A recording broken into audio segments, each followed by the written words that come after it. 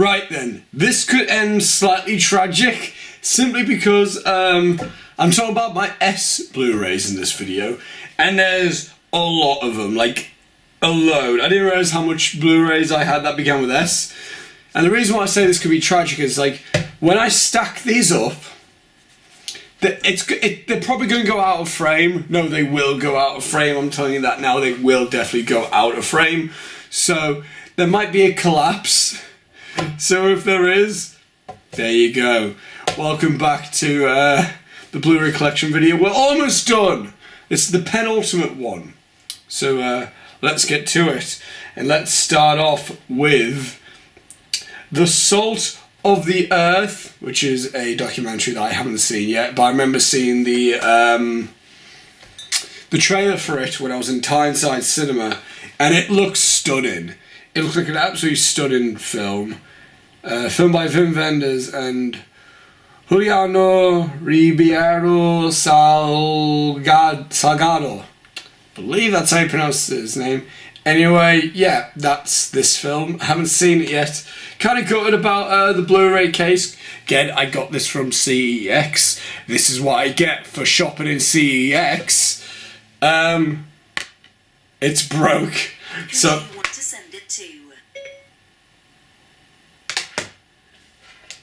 Siri just try to send a text message to someone for me slagging off CEX there. Anyway, there you go. The Salt of the Earth. Looking forward to eventually watching that. The next one is another documentary that I haven't seen yet. It's Samsara. I believe kind of the sequel to Baraka, which I've already talked about in the Bees. Well, it says from the creators of the award-winning Baraka. So yeah, it's kind of a bit of a spiritual successor. Again, this looks beautiful as well, and I'm looking forward to eventually watching that as well.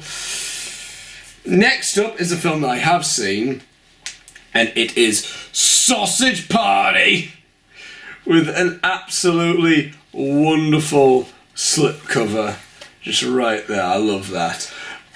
Sausage Party is a very outrageous film. Very outrageous, but really good.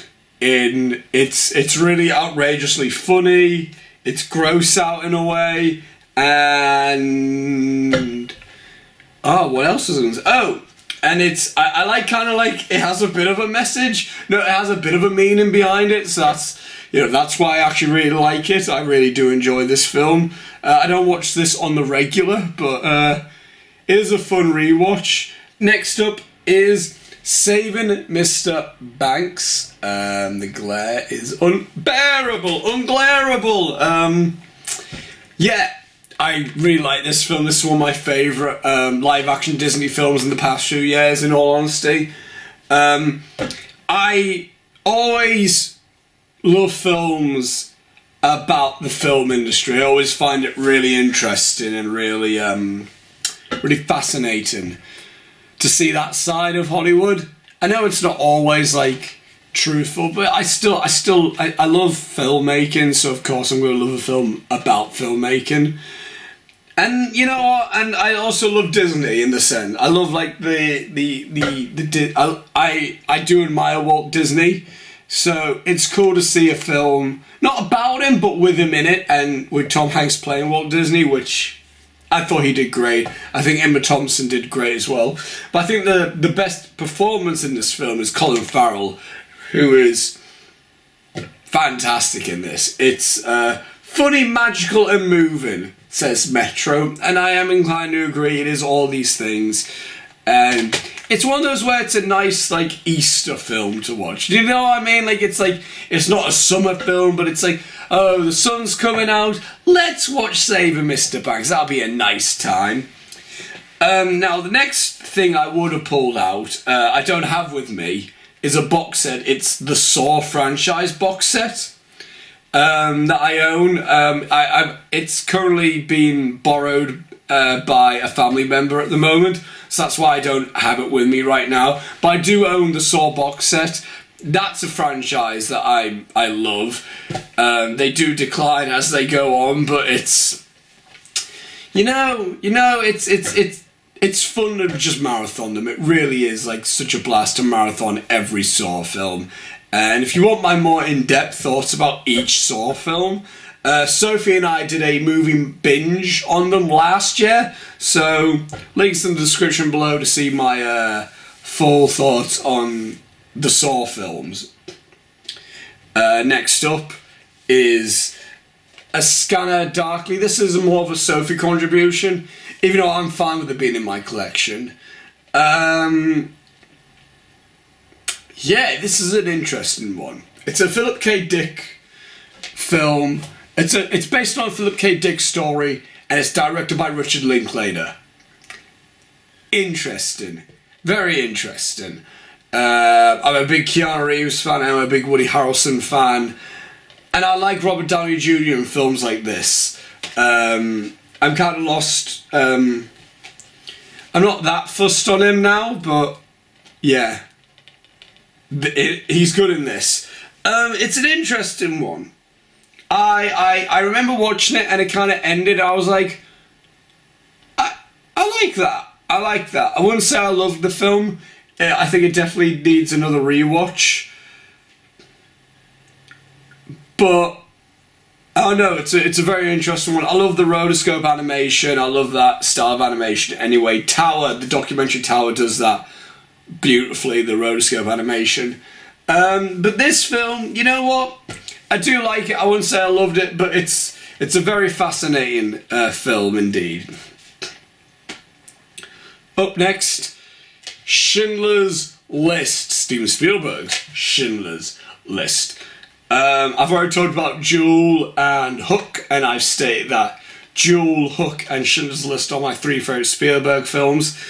And those are the only 3 I own on Blu-ray, I believe. No, I own Jaws as well. But I've only seen this film. I've technically seen this film twice, but I only really remember it once. I saw it for the first time in drama when I was in year 10, and I didn't really, you don't, when you watch a film for the most part in school, you're not fully paying attention to it, especially a film of this caliber. So I watched it about 7 odd years ago now. Yeah, that's about right, 7 years ago now. And it's a really powerful film. I think it's one of the strongest Holocaust films out there. I love the way it's made. I love the filmmaking of it. Like, the use of black and white is beautiful. I think this is the best made Spielberg film. I think it's the most non-Steven Spielberg film Spielberg's ever done, and it's great in that way. I think the acting's all fantastic. Liam Neeson, Ralph Fiennes, Ben Kingsley, all fantastic. Again, I love the style of I love the use of the black and white and the one use of colour, which is absolutely beautiful. I need to rewatch it. I know how long? It's 3 hours, isn't it? It's a long one. 3 hours and 15 minutes. Yeah, it's a very long film. And it's not a film that you would be like, hey, let's watch Schindler's List. It's a very much so like, you need to kind of watch this when you're in the mood for it.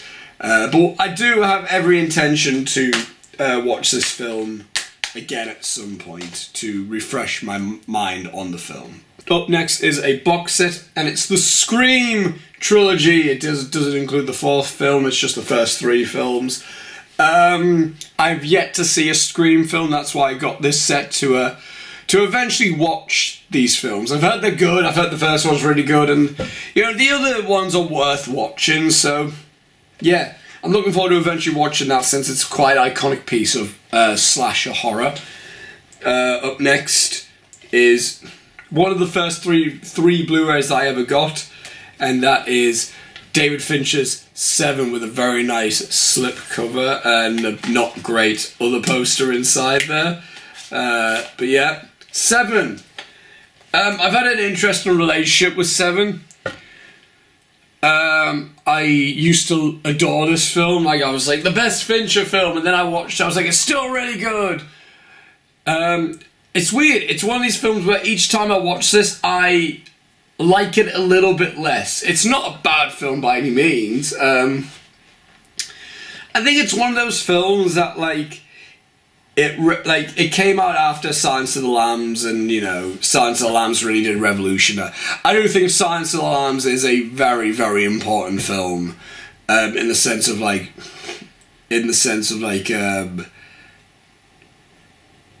really like putting a stamp on a new way of filmmaking. Because after Silence of the Lambs, we got like a load of like gritty crime mystery films in the 90s, and Seven was one of them. And Seven really took that style of filmmaking and really pushed it to like, and really, I feel like it's a film that like really pushed the stylized feeling to it. And I do think it's a very well made film. It's a really, I think it has one of the best endings to a film ever. I think, though, it just kind of loses its effect after a while. It's going to be one of these films, I think, in 20 years' time, people are going to look back at it, and they're going to appreciate it, but they're going to think, that's a bit dated, isn't it? And, yeah, that's my opinion, but I do keep it, because it has a load of good special features on it, which I do need to watch, and I still really do appreciate it. And I wouldn't say I really like the film, but I still really appreciate it. Next up is Shame, a powerhouse Michael Fassbender performance. Now you see with this film, I've only seen it once, and it was a long time ago, and I can't remember too much about it, but I remember the feeling that I got watching this film, and that was like a really like kind of powerful feeling while watching this film. So, yeah. I'm not going to say too much else about this because I really do need to rewatch this film because I can't remember too much about it, but I do remember that, like, really powerful feeling I got when watching the film. Yeah. And the next film is The Shinjuku Incident. It's a Jackie Chan martial arts film. Apparently it's a serious Jackie Chan film, even though that looks kind of funny. But again, big Jackie Chan fan. I want to watch as much of Jackie Chan's foreign stuff as I can. So that's why I got this to watch. But I've yet to watch it. Okay then, the next film is Short Term 12. This is the film. A lot of people are like, Room's the film that got Brie Larson discovered as a really good dramatic actress. Pardon me. For me, it was Short Term 12. Short Term 12 was the film that I saw and I was like, wow, Brie Larson is really good. This was also the film that I first saw Lakeith Stanfield. I was like, he's really good. I want to see him more. And he's since been in loads more. It's also got, is it John Gallagher Jr.? Yeah, John Gallagher Jr., who went on to be in 10 Cloverfield Lane, and he was really good in that as well as Hush, and he was very good in that. And it's also got Rami Malek in there. And he's not a big part in the film, but he's in it, and he's good in it as well. It's not the first time I saw Rami Malek. The first time I saw Rami Malek was in The Master, but within this, I was like, oh, that's that guy from The Master. Oh, cool. And he's good in this. And then he just blew up as well. So this film is a cool little indie film with a load of different people in it who went on to do fantastic things, but they were really fantastic in this first. Like, people like, oh, like a load of people discovered all these different people in different films, whereas this was kind of like the film for me that like really like showcased all of these actors' like great acting ability. It's a very touching story. I would really I need to rewatch this film. It's one of these ones where I really do want to rewatch it, and it's powerful, but it's I don't know. It's powerful, but it's not like. It's powerful in the same way like a Richard Linklater film is powerful in the sense like it's not Schindler's List or Shame powerful, but it's like it's the Before trilogy powerful or Boyhood powerful. That's the best way I can describe it. It's Such a good film that I really do need rewatch again. Oh boy, oh boy, oh boy, this next film. Silence. Quickly becoming one of my all-time favourite films. If not, it might already be one of my all-time favourite films. Martin Scorsese, man. Wow. And this might be my favourite Martin Scorsese film from this decade. And I do love Wolf of Wall Street. I really do love Wolf of Wall Street. And I love Hugo. And I really liked Shutter Island. I didn't really watch Shutter Island. But Silence. Wow. Never have I had an experience with another film that I had with Silence. And I've talked about this. I've talked about it in many other videos, but I'm going to say it again for people who don't know. My very first experience with Silence, when I went to see it in the cinema for the very first time on the 1st of January 2017, started watching it, and I was sat watching it, and I was bored. I was really bored watching, at first watching this film, and I was like, oh, I just want this kind of to be over. I just kind of want this to be over right now. But then, I felt myself getting tired and trying to keep my eyes open, watch the film. But as the film went on, I was getting more awake and I was getting more interested. And by the end of the film, I was so riveted and so interested within the film, and so just thinking this is fantastic. Excuse me. And I found it so amazing, the fact that Martin Scorsese managed to make a film purely about religion and not make it preachy in any way. That's a feat. And I rewatched it late last year as well to try and confirm where it would be for me in my list for last year, and I loved it. I really loved it again. And the more I think about the film, the more I'm like, oh, it's such an amazing film. And this is the reason, and this is honestly the reason why I probably started getting interested in Buddhism. And it was a combination of this and Avatar: The Last Airbender. And really since then I have kind of been practicing Buddhism and meditating and such like that. So in a way, this film has had a huge impact on my life. But it's not a film that makes you be like, Buddhism's the right religion and Christianity's the wrong religion. It's a film that shows the pros and the cons in all religion. It's truly an amazing film, and one day I might do a dedicated review talking about this film because I do think it deserves. It's a phenomenal film. If any of you haven't seen Silence and you're kind of worried, it might be boring. I don't want to watch a really boring film. It's guys, seriously, give it a go. You're probably gonna be bored in the first act, but it's gonna pick up. It will pick up, I promise that. Up next is a film we kind of touched on already. It's The Silence of the Lambs. A fantastic film. A film that I do think is incredibly important. I'm not saying that what I'm going to say now, I'm not saying that these two films are the best films of the 90s, but I do think that Goodfellas and The Silence of the Lambs are the two most important films of the 90s. I'll get into that probably in another video, because in every decade, I think every decade has their the most important films of each decade, and Silence of the Lambs is one of them, in the sense of before this film we didn't really have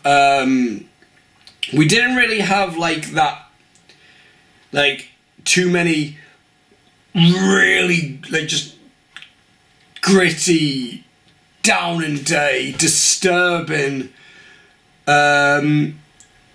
serial killer murder mystery type of films. Like, we had film noir, which were cool.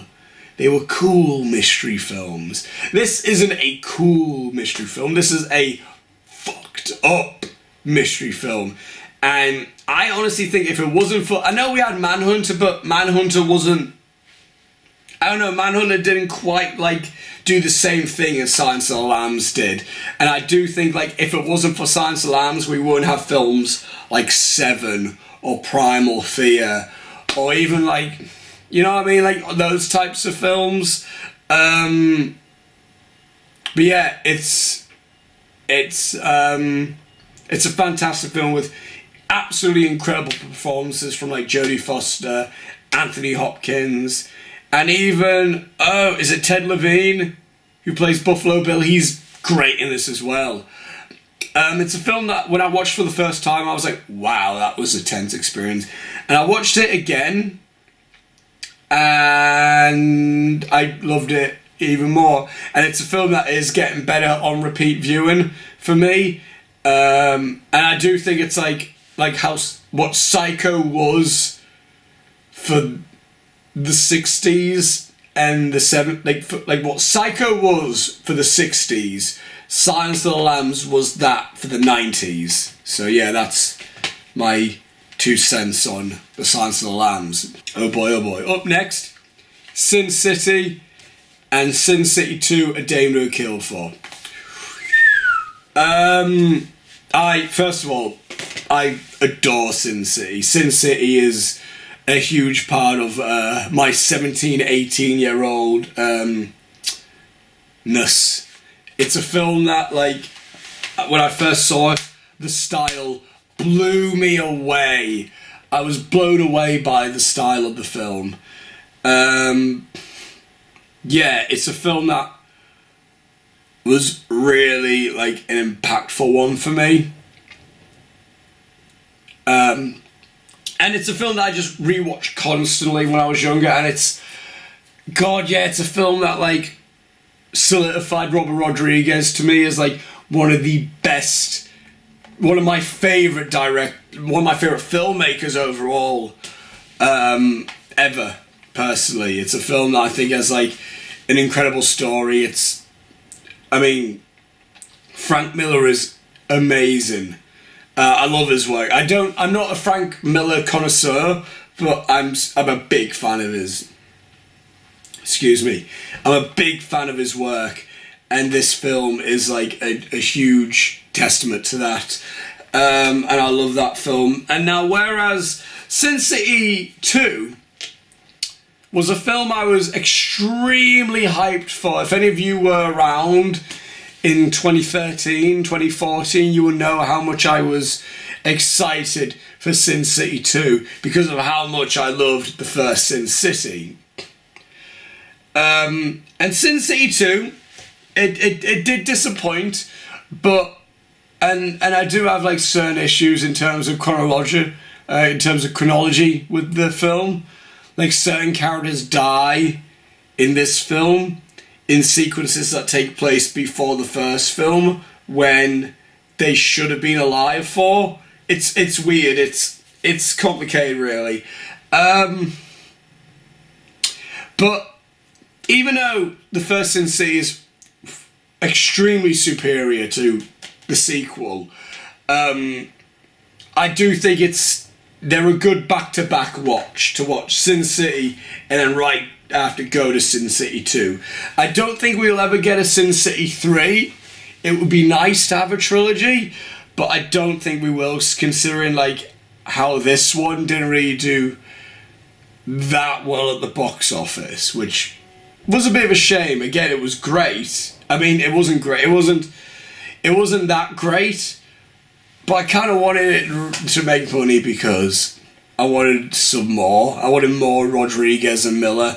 In all honesty, guys, get the Blu-ray of this because this is my favourite Blu-ray in terms of quality of picture, because this looks phenomenal, as well as special features. You get things like City Explorer, behind the scenes, in-picture commentary exclusive to Blu-ray, Killing Good interactive comic book, audio commentaries with directors Frank Miller and Robert Rodriguez, a hardtop with a decent engine, the cars of Sin City, booze, broads and guns, the props of Sin City, making the monsters, special effects makeup, trench coats and fishnets, the costumes of Sin City, and Rodriguez special fees. It really is worth getting this. And the second film has some good features. This one has like Behind the Sin extended bonus.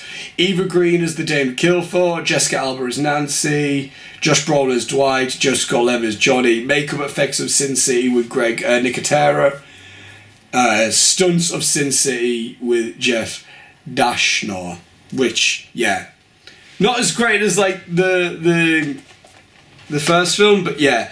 And if you want my more in-depth thoughts on both these films, I did a written review for this film, and it was the very first review that I ever did for Heel Pictures, was the written review for Sin City, so I'll leave the link down below for that, where I wrote it in 2012, I believe, and I did a video review of Sin City too, so if you want my more in-depth feelings about that, links in the description for that, so you can see both my thoughts on both Sin City films. Up next is a single man. Earlier in this series we talked about Nocturnal Animals, which was Tom Ford's last film.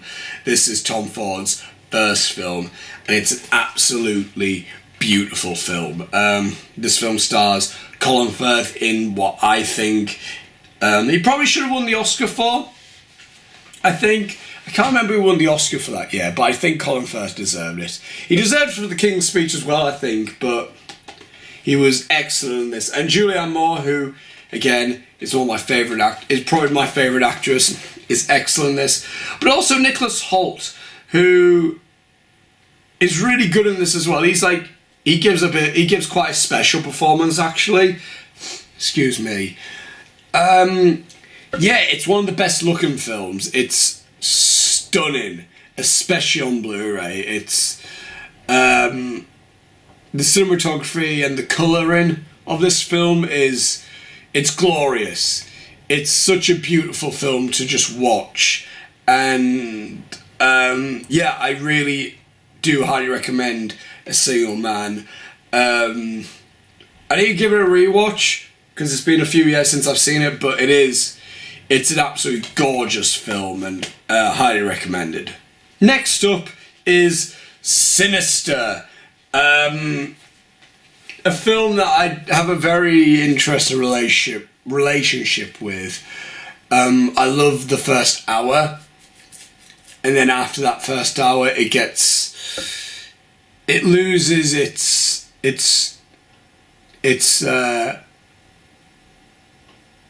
whole mood, it loses its whole atmosphere.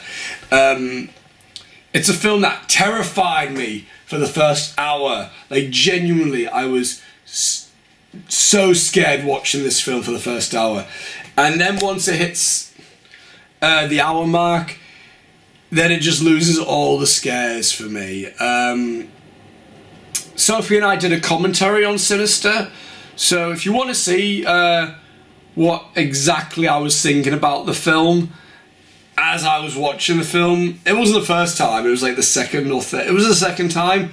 If you want to see exactly what I thought about the film and like my whole feelings about it while watching the film, check out the commentary, links in the description below for that commentary. Next up is Skyfall, my favourite Bond film, and I've seen all of them. Yeah, Roger Deakins' cinematography, just like, the cinematography is so beautiful. This was the film that made me a huge fan of Roger Deakins as well.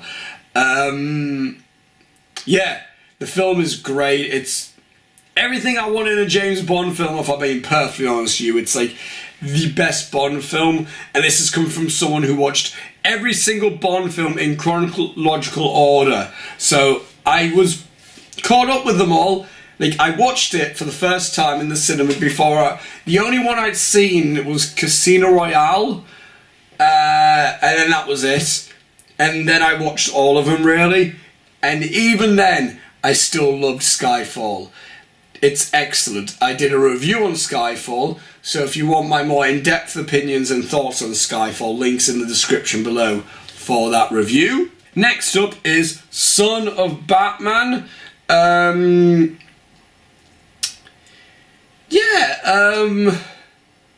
interesting one. I didn't like it as much as I thought it was, but it's okay. It's an okay film. I can't remember too much about this one. I did do a review on this film though, so if you want my more in-depth and fresh thoughts on Son of Batman, links in the description below for that review. Next is a film I've watched relatively recently, Song of the Sea. God, this is a really good film. Oh, it's so, the animation in this is so good. Where is it? Sight and Sound says definitely in the Studio Ghibli class, and I was thinking that as I was watching it, I was like, God, this is very Studio Ghibli. And I need to watch, what is it? The Secret of Kells, which is the film that they did before this film, and that looks good as well. So I'm looking forward to just kind of like watching that, and really, fingers crossed, hope that this animation studio do amazing things, because this is, I wouldn't say it's like, I'm not sure if I would say it's something special, but it's just such a cool like fairy tale. It's not based on a fairy tale, but it's got this really cool like whimsical like adventure thing while being very real. It feels like something I would have like really liked when I was a child, and it's one of these films that are great for the whole family. If you know, it's like kids will love this film, and I think parents would really like this film as well. But yeah, the animation, the sound, like the score, the visuals, the voice acting in it, everything's so good in this film. It really is a film that I do think more people really do need to watch, and that's Song of the Sea. This is one they're going to stack up here. Next up is Split. God, this is I love this film. I can't help it. I love it. I'm not going to give any spoilers about this film, even though I think it's a bit obvious now. Any spoilery thing about this film. It's kind of been said already, but I'm gonna keep stum for anyone who is kept away from it all. But Split, I'm a big M. Night Shyamalan fan. He's made some crap. I despise The Last Airbender film, like I hate that film. But The Visit was really good. I really liked The Visit. And this film, I'm not going to say it was a spectacular film, but it's the right film he needed to make, isn't it? And this is before the twist happened. Before the twist, I was still really well into the film before the twist, but when the twist happened, I was blown away. I remember that experience in the cinema, like I was sat and it happened, and I went, oh, but I didn't throw my arms up. I kind of went like, I did that. I went, oh, like I was like so like amazed, and it's like, I love when a film can do that. You know what I mean? Like, isn't that just something so great when you watch the film and you're into it and you like it, and then something happens in the film that you have an actual physical reaction, either like a oh, or like a oh, or like just a thing where you're like, oh, like it's just something so special, I think, and Split is great for that reason. James McAvoy gave an amazing performance in this film. Anyone who says otherwise, they're wrong. And it's the film that's just right for people who do like M. Night Shyamalan. And I've always had faith in him. That's the thing. Like, even when he's done some tripe, I've still been like, yeah, but he's not complete shite, is he? He's like still like, he's still got something in him. And then The Visit came out. I was like, yeah, there it is. And then Split came out. I was like, it's getting better. And Glass, I'm so hyped for Glass. Glass, I can't be any more excited for that film. Next up is Spring Breakers, a film that I've yet to see. Heard many things about it. Very interested in it. So I'm going to put that down now. Can you see what I mean? The stacks we're not even done yet. Next up is a Curzon Artificial Eye release, and it's Stalker. Very excited to see this. I've heard nothing but great things about it. Andrei Tarkovsky. Again, yeah, I've heard absolutely great things about this film. How long is this anyway? It's a relatively long one. It's quite weighty, this, actually, because it's got an exclusive booklet inside, and I believe it's a thick booklet. THICC. Yeah. Well, it's not that thick, actually. But that's the weight of it. It has a lot of stuff in there. So, yeah, I can't wait to watch Stalker, because, again, it's one of those films that are, that's heavily praised within a certain community. So yeah, Stalker. Next up is Stand By Me. I've only seen this once. I saw it years ago. Adored the film. Absolutely adored this film. It was extremely special to me watching it at the time. I didn't do anything like this with friends of mine, but this was during the time when I was, I was 16, and I had my mates, and we were all really good friends, and there was 4 of us, and, we would just walk around with with the camera, and we would just be having so much fun. And that's what this kind of reminds me. And the ending is truly beautiful. It's a truly beautiful end to a film with the end song "Stand By Me" by Benny King. It's absolutely beautiful, and I really do need to rewatch it to refresh myself, because at the time I do remember thinking it was a proper life-changing film for me. But yeah. Next up is A Star Is Born. Now this is the newest addition into the collection. My mum bought this for me because we want to go and watch the new Star Is Born, the one with Bradley Cooper and Lady Gaga, and I just want to. I thought, well, I'll make this an excuse to watch this film, the Judy Garland one. I'm not going to say the original because it's a story that's been done a load of times. Apparently, it's even been done before this, which I didn't realise. But I've wanted to watch this because apparently it's a big iconic thing in Hollywood musicals and stuff like that, and yeah, I thought, well, it would be a good excuse to watch this film, because I've been wanting to for quite some time, so there you go. Oh boy, I'm not going to talk too much about this, but the next one is the complete Star Wars saga. It's not the complete saga anymore, realistically, is it? Because we got the all the others now as well. Can you see that? There you go. All of these Blu-ray discs, and then all the bonus stuff there. I love Star Wars. I grew up with Star Wars. I'm not as big on Star Wars in the sense of I'm not I need to read everything about it. For me, I'm good to just watch the films and really that's it. I wanted to try to get into Clone Wars and Rebels and really get into Star Wars, but I was I'll just stick with the films realistically, because yeah, they're great.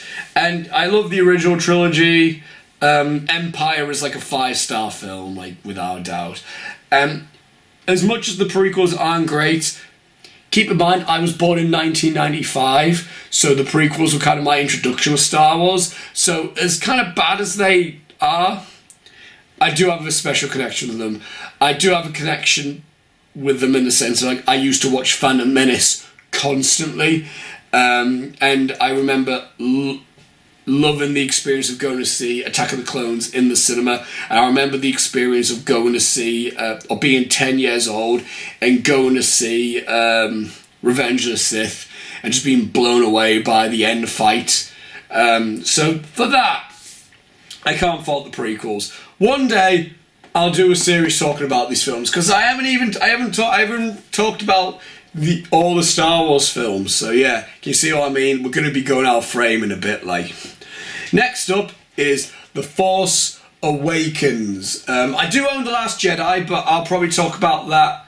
It's a certain edition. I don't have it like amongst all these, so I'll probably end up talking about that like in like another Blu-ray video. But The Force Awakens, probably the best cinema experience of my life. There was a whole journey on this channel leading up to The Force Awakens. It started in 2012. It was a 3-year journey leading up to The Force Awakens. And by the time we saw The Force Awakens in the cinema, it was such an incredible experience. I love this film. I love The Last Jedi more as well. And I just love that poster. And yeah, if you want my more in-depth thoughts on The Force Awakens, I did a review on it. Links down in the description to see the review for Force Awakens. Next up is Steve Jobs, a film that I like a lot. It's a film that it's hard to say anything really negative about this film, because it's like, well, the acting's great, the cinematography's great, the score is great, the set design's great, the screenplay is out of this world, the directing's great. It's just a fantastic film, and a film I would rewatch probably loads. In all honesty, I would like. It's such a rewatchable film. And I did a review on this film, so if you want my more in-depth thoughts on Steve Jobs, links in the description for that review. Next up is Stoker. Park Chan... Cheers, train. Park Chan-wook's English language debut. I'm a big Park Chan-wook fan. I can't say that I've only seen one of his films. Old Boy. No, I've seen two. Handmaiden and Old Boy. I'm a big Park Chan-wook fan. And I've heard kind of negative things about this. I've heard people who hate this film, but I've also heard people who really like this film. And so I have a feeling it's one of these things, like, if you like Park Chan-wook, then you probably will like this film. So I might be in that section of things. So looking forward to eventually watching Stoker. Next up is Suicide Squad Hell to Pay. I know it's within the DC universe, the animated, not the DC animated movie universe, the same way how Son of Batman is in, like, Son of Batman is in the same universe as this. Not totally familiar with the universe. I like that, featuring the voice of Christian Slater as Deadshot. Sure, hopefully it's better than the live action film. Hopefully. Next up is Super, a film that I really enjoyed. I love just how darkly comedic this film is. I'm not totally familiar with Rainn Wilson, but he's really good in this. Again, you guys all know I love Ellen Page, and yeah, she's fantastic in this film, I think. And Kevin Bacon's fun. It's one of these films that, I don't know, I just had such a blast watching this film, and it's the best James Gunn film. Just saying. Next up is Suspiria. Dario Argento's Suspiria. Oh, and it's limited, I didn't realise. 6,099. If you can see, yep. Not going to say too much about this because I haven't seen the film yet, and I'm going to be reviewing this film, hopefully, in anticipation for the new Suspiria film. So about early November, I'll probably end up reviewing Suspiria. Next up is Swiss Army Man. I absolutely adore this film. I've said a lot. I've said a lot about this film already. It's everything I kind of love about a film, and it's such a special film to me. Yeah, I love literally like kind of everything about this film. And Sophie and I did a spoiler discussion on this film. So if you want to see my more in-depth thoughts on Swiss Army Man, links in the description below for that video. We're almost at the end. Next up is Sympathy for Mr. Vengeance. Within the Vengeance trilogy, I have yet to see this film, same as Lady Vengeance, but I'm excited because I love Oldboy, and we've already discussed I like Park Chan-wook. And the final film in the S's, we're done, is I'm messing this up recently. Synecdoche.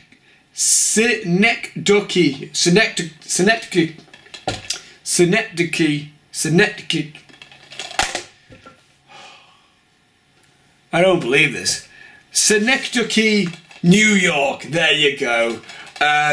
All this prep for a film I have yet to see. I love Charlie Kaufman. I've seen all of his other films. Yet to see this.